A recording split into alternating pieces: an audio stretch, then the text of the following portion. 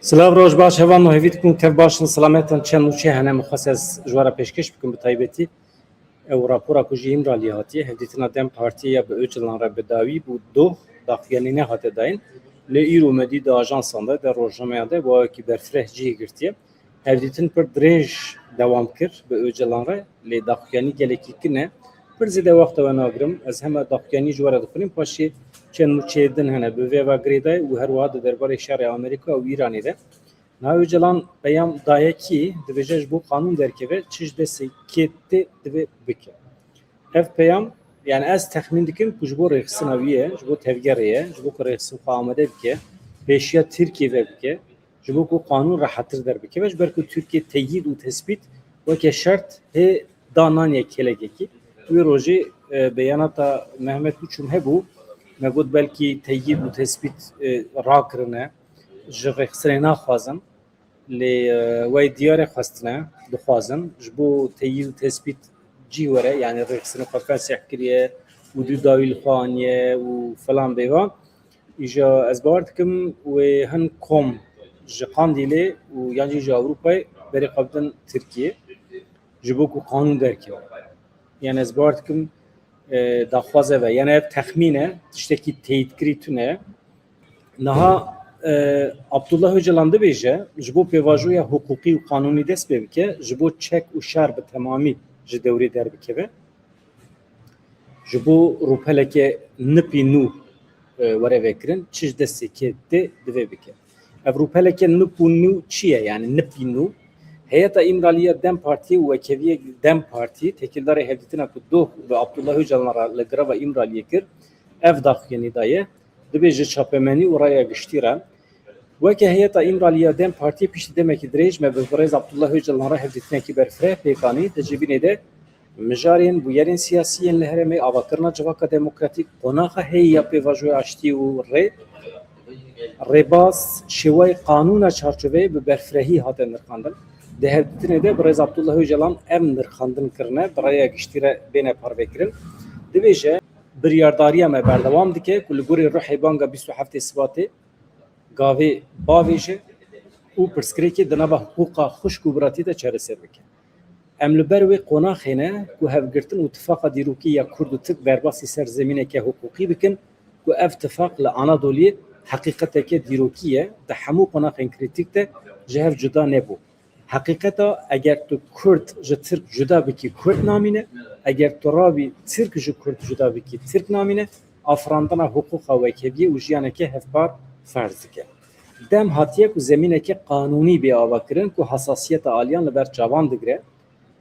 Em zanibin ku vekirina vê rêyê ya bi sebir firsendeke dîrokî ye, nêzîkatiyên ji rêzê, sivik, teng û xizmetê ji paşerojê re nekin, biterkînin, bi hev re jiyana hevpar ava bikin.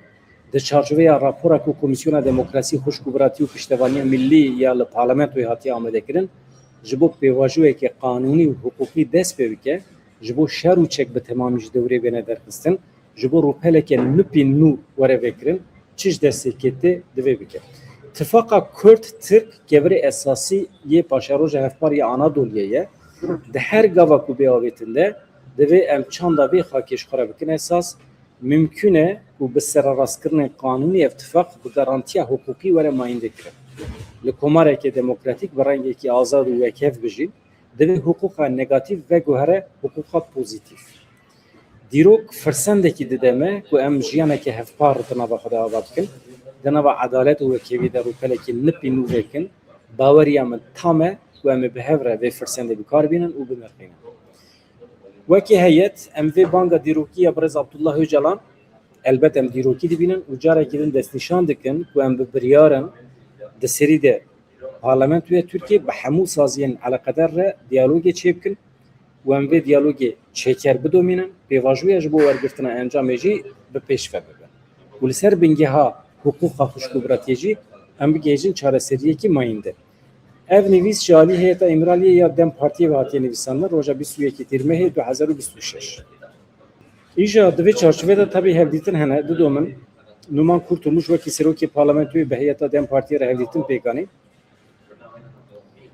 Numan Kurtulmuş به هفسروکین گشتی دم پارتی تولای حاتیموğulları و Tuncer Bakarhan ra evditim pekani tabi ev neteni bun bu ara Gülistan Kılıç Koçi Sezai Temelici hebun dem parti li ser hevditina be Numan Kurtulmuş ra daxyaniye ki belavkir divê bibe yasayeke bingehi di daxyaniye dem parti de hat diyar kirin ku yasaya çarçoveyê ku behs dikin di parlamentoyê de derbas bibe mekanizmayên pêvajoyê wê tevkariyê li civakbûna aştiyê bikin û wiha hate gotin. Di hevdîtina me ya bi birêz Numan Kurtulmuş re me anî ziman ku divê yasa xwedî taybetmendiyekî yasaya bingehîn be. Divê zemînê ji bo çareseriya demokratîk ya pirsgirêka Kurdan û demokratîkbûna Tirkiye amade bike. Me carekî din destnîşan kir ku di yasaya çarçovêde statûya birêz Abdullah Öcalan dabînkirina şert û mercên xebat û pêwendiyên azad gelekî giring e. Divê çareserî were ser zemîna siyasî. Yani şer û pevçûn bi dawî bibin. Ev gotinê berîne yani di beyanata İmralî de jî gotinên ku ev 2 salan em dibihîsin dîsa yani hinek dubare wî bû. Tiştekî nû û divê pêvajoyê de em bibîsin heta niha tune ye. Tiştekî nû em nabînin. Yasa hatiye xitimiye, yasa derneketiye her tiştî ji tevgera Kurd dixwazin, ji Kurdan dixwazin. Dîsa bawer dikim heta Kurd wekî kom ji Ewropayê ji Qandîlê venegerin Tirkiye yasa wê dernekeve. Wisa xuya ye. Yani ji bo ku dîsa em tavîzan bidin, em ê koman bişînin. Dem Partî di berdewama daxuyaniya xwe de balkişan ser çareseriya hukukî û siyasî û ev tiştan nîzmên me teqez kir ku divê yasaya çarçoveyê bi karaktera xwe ya berfireh çareseriya pirsgirêka Kurdan ji zemîna şer û tundî derxe. Divê çareserî bikişe ser zemîna hukukî û siyasî û piştgirî bide vê yekê. Me balkişandiye ser wê yekê ku serrastkirineke ku dubare û ezberên siberojê nû bike nabe bersiva vê pêvajoyê. Yani serrastkirinek yani kanûnekî derbikeve ku ezberên ku beriyan ha çêbûne yani siyaseta daîmî ya dewleta Tirkiye înkar û îmha û af û mef û nizanim îtiraf ferskirina îtirafê tişmiştî wisa eger xwe dubare bike divê tu eleqa wî bi çareseriyê tune yani dîsa nabe yani nabe bersiva pêvajoyê yasayeke çarçovê ya ku bala xwe dide aştiyê ya ku bala xwe dide çareseriya demokratîk wê bibe dermanê derdan. Mijarekê ser partiyên siyasî ra ye dibe ev mesele ku em di nav dane hat xwestin ku mafê her kesî were parastin daxuyanî wiha didome me hestiyariya xwe anî ziman da ku pêvajoya aştî û civaka demokratîk berjewendiyên 86 milyon kesî li ber çavan bigire rûmeta her kesî biparêze. Me teqez kir ku ji bo yasayê wergirtina pêşniyaz tevkariya hemû partiyên siyasî gelekî giring e çareseriya demokratîk ya pirsgirêka Kurdan ku xwedî dîrokekê sed salî ye mijareke ser partiyên siyasî ra ye. Me teqez kir ku dema ku em di pirsgirêka Kurdan de ber vê çareseriya demokratîk vedişin divê rêbaza amadekirina yasaya çarçovê jî berfireh bibe. Mekanîzmayên ku wê di dema bi cîhanîna yasayê de werin avakirin wê tevkariyê li civakbûna aştiyê bikin.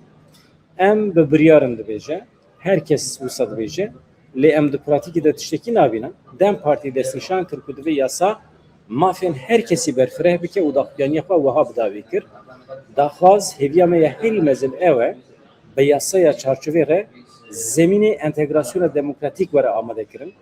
Divê atmosfereke siyasî, zemîneke hukukî were avakirin û wê demokrasî, hukuk û azadiyan ji bo her kesî zêde bike. Em biryardariya xwe ya ji bo serxistina pêvajoya aştî û civaka demokratîk dubare dikin. Em kêfxweşiya xwe ya ji ber serdan ya ji ber hewldanên birêz Kurtulmuş carekê din bi rêya giştî li xwar vedin. Na Kurtulmuş rabeno bi dest wî de tiştekî tune ki adres şaş e. Adres şaş e yani Kurtulmuş tiştekî nikare bike. Yani hêj li ser zemînekî normal, mantıqî rûnemiştiye ev mesele hevanno. Özgür Özel serokê CHP ji partiya xwe bawekî fermî ve qetiya ew ê biçe ji xwe re partiyekê nû ava bike hevanno. Özgür Özel di civîna koma partiya xwe de îro axaftira xwe ya dawî kir hatir ji her kesî xwest ji partiya xwe xwest ji bo piştgiriya Özgür Özel zêdetirê 8 parlamenterê CHP hatin eywanê. Özgür Özel qala tekoşîna hukukî ya di nava partiya xwe de kir û bi gotina her dawî destpêkeke ket salonê. Özgür Özel diyar kir ku di çerxereyê ki dîrokî dane îro ez bi hestên ji her demê cudatir bi xembariya xatirxwestinekê ku wextê wê hatiye derketime ser vê kursiyê û li pêşberî we me. Ez îro hatime vê derê da ku axaftinekê ji dil bikim, notan ji dîrokê re bihêlim, ramanên xwe emanetî we bikim. Özgür Özel bavekê fermî avakirina Partiya Nû eşkere kir, got em Partiya xwe ya Nû bi wan parlamenterê xwe ava dikin ku milletê me ew bi xwe hilbijartine, desilat emanetî wan kiriye. Em gava yekem wisa davêjin. Özgür Özel basa ew jî dike. Yani rojekî muhakkak em ê bibin hikûmet. Em ê tim muhalefetê de nemînin. Dema ku em îro ji kursiyê koma CHP xatir dixwazin, em qet dev ji kursiyê koma Partiya Muhalefetê ya Serekê bernadin. Em rojên xwe dijmêrin, da ku em ji kursiya Partiya Muhalefetê xatir bixwazin û bigêjin kursiya koma Partiya hikûmetê. Yani em li Tirkiye bibin desilat. Ev jî bi vî şekliyê. Hevan no Amerîkayê dîsa İran'da berbombeyan, ev jî ribiya rutin, ew li wî dide, ew li wî dide, em jî di Kurd nav lingan da diçin. Fermandariya navendî ya hêzên Amerîkayê Centcomê ragihand ku wan pêlekên nû ya êrişên esmanî temam kiriye. Li gorî daxuyanî armanca van êrişan ew e, kapasiteya êrişkirina ya Îranê ya li dijî keştiyên bazirganî yên Tengaba Hurmuzê kêm bikin. Centcomê îro dîsa daxuyaniyekî daye dibêje balafirên şer yên li Îranê gelek armancên stratejîk kirine hedef. Di nava van armancan de navendê fermandariya leşkerî, dezgehên hêzên deryayî, platformên avêtina mûşek û dronan, hergalên parastina esmanî hene di nava van hedefan de. Artêşa Amerîkayê eşkere kir ku pêla dawî ya êrişan bi dema rojhatê Amerîkaya roja duşemê saet 21 de bi dema hewlê dike saet 4 sibê bi dawî bûne. Derbasbûna keştiyan ana didome di Tengaba Hurmuzê de. Centcomê da zanîn ku tevî gefên Îranê jî derbasbûna keştiyan bi taybetî keştiyên bazirganiyên hemî jî ji Tengaba Hurmuzê anha derbas dibin ev didome. Ev tengav ji bo veguhestina deryayî ya navnetewî xwedî giringiyekê mezin e ji xwe di wê daxuyaniyê de hate destnîşankirin ku hêzên Amerîkayê ji destpêka Meha Gulanê ve hêsankarî ji bo derbasbûna ewle ya nêzîkî nehsît keştiyên bazirganiyê kiriye. Her wiha 4.5 milyon bermîl petrola xav jî bawekî ewle di Tengavê re hatine derbas kirin. Hişyariyeke tund ji bo Tehranê heye. Centcomê şiyariyekî pir sert tund da Tehranê ragihand ku ji ber êrişên bê bahaneyên Îranê yên li dijî deryavanên sivîl hêzên Amerîkayê bi temamî amade ne ku bersivê bikin. Di vê naberê de Îran jî tabî nasekine ew jî bersivê xwe didomîne li welatên hevkar êrişên ser baregehên Amerîkayê dike. Hêzên pastaran yê Îranê ragihand ku wan di çarçoveya pêla 24 ya operasyona Nasr du de li Bahreynê li Kuveytê bi mûşek û dronan êrişî hedefên leşkerî yên Amerîkayê kirine. Di wê daxuyaniya pastaran de hate angaje kirin ku yani hate gotin ku li herêma El Muharrekê Bahreynê radarekî pergalekî parastina esmanî ya Amerîkayê li herêma El Rifayê jî pergala parastina esmanî ya Patriotê bi êrişên bi mûşek û dronan hatine tunekirin. Li gorî daxuyaniyê di berdewamiya operasyonan de li Kuveytê qadeke radarên dûr û dirêj navenda ragihandinê pergalên pêwendiyên peykan li baregeha Elî Salimê jî hangara dronan bûne hedef. Hêzên pastaran piştrast kirin ku di van êrişan de gelek dron hatine tunekirin yan jî zirarekî mezin li wan ketiye.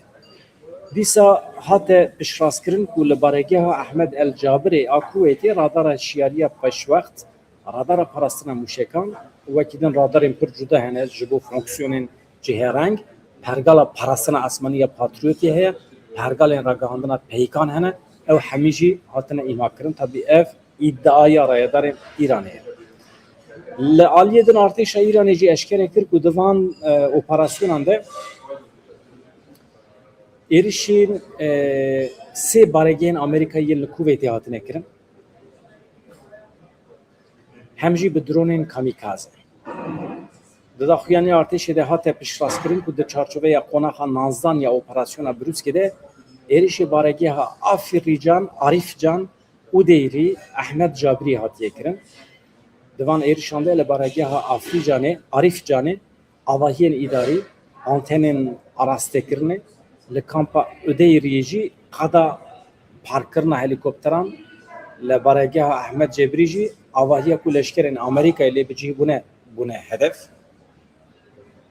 ابجی بویا و یهبانو yani بقاسی کو مرو جوار بیجه شعر و پفچون آنها ددومن لتیشا کو معلا قدرت که هبانو اف مثلا پیواجویه اجوار تشتیک بیجم آنها د مثلا پیواجویه پیشکتنه که بربچاف خویا ناکر پشتی دو مهان هیئت امرالیه çu yani heyeta Dem Parti çu imraliye Rezidar Abdullah Öcalan rahmetin pekani yani devleta Türkiye destur ne da çıma jiber ku em dizanin ku Öcalan jî bi şeklekî li ber xwe da ji bo ku qanûn derbikeve ku qanûn henekî mafê Kurdan jî bigirene vaxe lê devleta Türkiye ez dibêjim qey daye qebûl kirin bê ku mafê Kurdan bide bê ku şert û mercên Qandîlê bîne cih ew ê yasayekî derbixe lê divê pêşî komên militanên Kurdan ji Ewropa Qandîlê vegere Tirkiye. Min wisa fehm kiriye.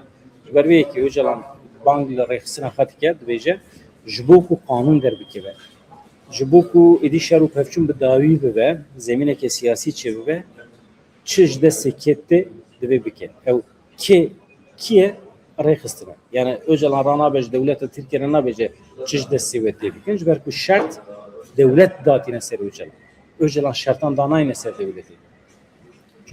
Çünkü tiştekî Öcalan ji destpêkê ve gotiye ev pêvajo ne pêvajoya müzakereye. Ev pêvajoya bi dawîkirina çek û sîlehe şer xelas dibe, bi dawî dibe û herkes dibe vegere Tirkiye. û ya vegera Tirkiye'de em ê karibin siyasetê bikin, em karibin siyasetê bikin ew meselekî din e. Devleta Tirkiye nas dikin. Mesela bahsa kemneşopiya Anadolu'ya dike, li Anadolu'ya tenê xwîna Yemenê hatiye rijandin.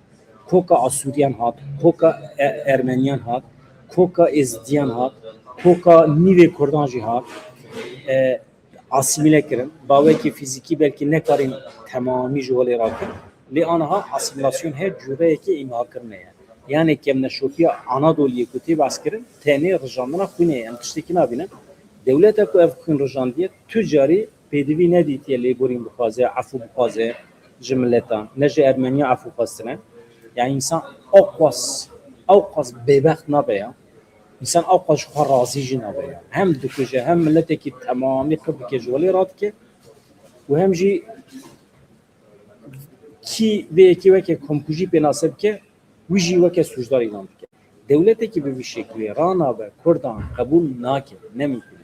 Na do ez pê hesiyam ev meseleya me ya entegrasyonê li ser Şengalê jî ferz dikin. Yani Şengalê bi temamî ji holê rakin bi Iraqê ve bikin yek weke Rojava. Yani vaya mirovan şok dike. Yani çima ew xwesa şer û pevçûn çêbû. Mesela peymana 10 Oktobrê hebû dewleta Tirkiye yani wisa hatê gotin. Me bi xwe jî pir caran çeçê kir. Kîjan peyman bû? Nehê ew ê bû, cotmehê bû. Peymanekî meşhûr hebû. Iraq PDK li ser zexta dewleta Tirkiye dixwastin Şengalê daxilê nava Iraqê bikin. Peyman wê bi ser dikeve. Yani eger tu entegrasyona Şengalê qebûl bikî nava Iraqê de tevê manê ku ev peyman wê demê mafdar biye. Yani bu peymanê kes nedihat Şengalê tune nedikir. Daxilê nava Iraqê. Ji aniha tu madem Kurdistan heye, madem Başûrê Kurdistanê heye, Şengala ku te biker û emegekî ew qasam mezin di berdila şehîdan de te qezenc kiriye, tu çima teslimê Bexdayê dikî ki? Teslimê Başûrê Kurdistanê bike. Gazî PDK bike, bibêje kêko me şer û pevçûn dawî kiriye. Aha kirîta Şengalê vaye. Em ji wara dihêlin, bila daxilê nava Kurdistanê bibe.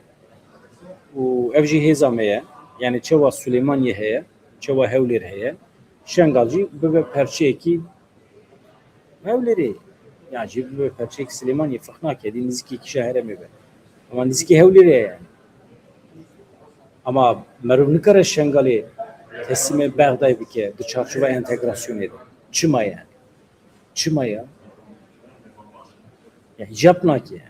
مرو خود پاریزه یعنی از بخوا ناکه به سری من نا دوره کی وقتی هاتو به قزنش کرم مرو وی دوره کلتاوی ناگره و تسلیم بغدای ناکه نا والله yani az bu hacvan tışlat tırsım tışla rastla ya tıştaki ne keti beserimin naki beserimin yani az natime yıknak yani dördü Türkiye'se gitune var müci yıknak ki yani böyle mani da diyor ne ya şu kameru yıknacı ne abi kit kare min yıknabi ki ku şengala او قسم mağdur düşüna ku bir gece statü ki de meru teslime Bağdat'a gidiyor şengal mina Vatikan'e mina Vatikan Vatikan خودی ستاتویه که تایبته جی خریستیانه مرکز خریستیانیزمیه شنگال ناوندا ازدایتیه deverek پیروزه تو نکاری شنگالی تسلیم بغدای بکی خودی ستاتویه که تایبت بدوی لنتیو یک بیورن اسکرین شنگال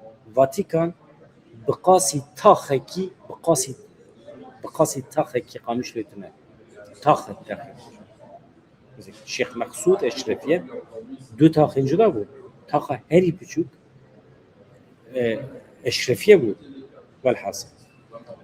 Vatikan qasibi taxitune. Na vallah. Yani tu 5 dakika seri Vatikan'ı çiseredin. Ama xudi statüye ki devlet bu niye? Devlet Vatikan'ı. Da nava Roma'ydı. Çıma? Çünkü naven da Hristiyanizmiye. کی گوتیا خریستیانیزم جو ازداتی چیتره مقدستره پیروستره تشک بساتنه شنگال دوی به خودی ستاتوی که تایبت یا ناوند ازدایتی دوی به مشروع به روا دخدا ناونتوی ده ملت هری مقدور به جهانه یا انصافیا هوانو پیشنیا زمان اوه جبو شنگال بگیجه خودی جبو کو شنگال ببه خودی ستاتویا مینا واتیکانه mücadele tekoşim budun despi. U slogan budun despi.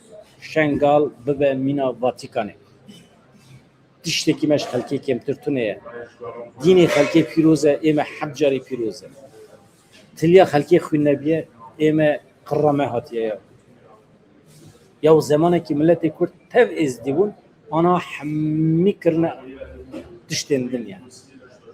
Ezdiyeti luholene ama. Asimile kirin, tüne kirin, kuştun. Biçin wan kevrin seri çiye şengale bıkırsın. Her çiye şengale bıkırsın. Jwan kevran bıkırsın. Osmanyan duan mağare uçkeftin çiye şengale de gürz xistin, gürze giha xistin. Hindure wan mağare agir berdan eşyutan. Av berdane, insan xınıqandı. Yani bu insan şu an mağaraya derk edin. Duman kısın vediri. Yani işte ne mani seri kurtar. Şengal bebe xudi statüya Vatikane. Klas. Evanno ve evare saat da 21 de ez باور دکم میوانی من وی هبه نجات سونار وی میوانی مبه باشه نبتنه نهیلن ورن ام مثلا نقاش بکن امی از باور دکم امی ناورو که پیواجوی نقاش بکن yani önceden tuhaze çi beji şkira çi beji kanunu ve der nekebe derkeveci çi digre ne bak çima ama qasa perişan bune milleti Kürt çima am xap küçük dibin çima am nikarin dava statüye kijib kinya ve statüye haş devlete Türkiye fazla statüye me de bir qadan avnete bir de garanti devlete Türkiye nikare ve garanti me yani tu çavani kari mişke ki teslimi psiki ki dünkari kodan teslimi insafa devlete Türkiye ki ya veya dünya alem dizane ya dünya alem dizane yani dünkari mirişka kurdaki teslimi Türkam ki na vallah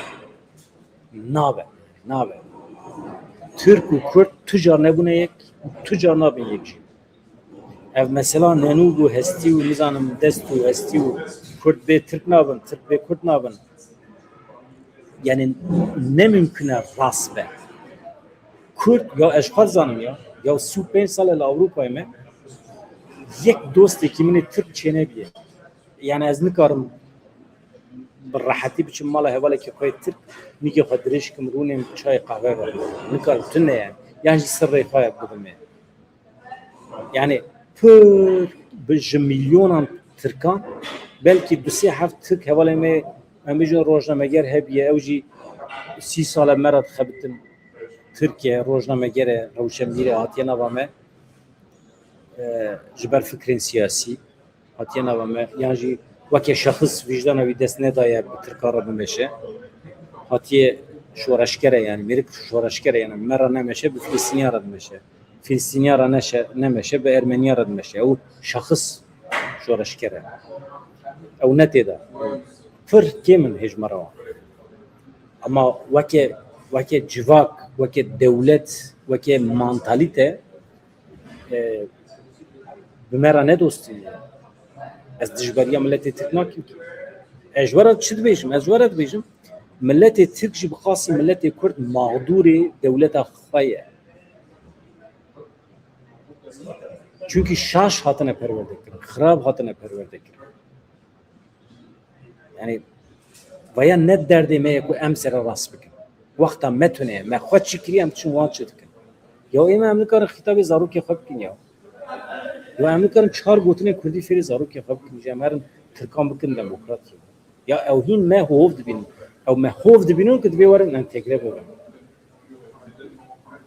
yabani ev me yabani dibin ev me terörist dibin dibe warin entegre bobin entegre çiye yani islah bobin ha islah bobin em dişin islah bobin ya emeku خودی ادعا گوهرین و گوهراندن به جهانی نه ام خودی و ادعای نه که امروزن هری پیشکتی جهانی نه ام روشنگیرن زانانه شورشگرن ام خلقی ام دکارن دنیای که نوجه نواب کنه و ادامه نه بویری ام کتن ری قاشو ام چواد چن انتگرین جواک هریش شما مایی دبن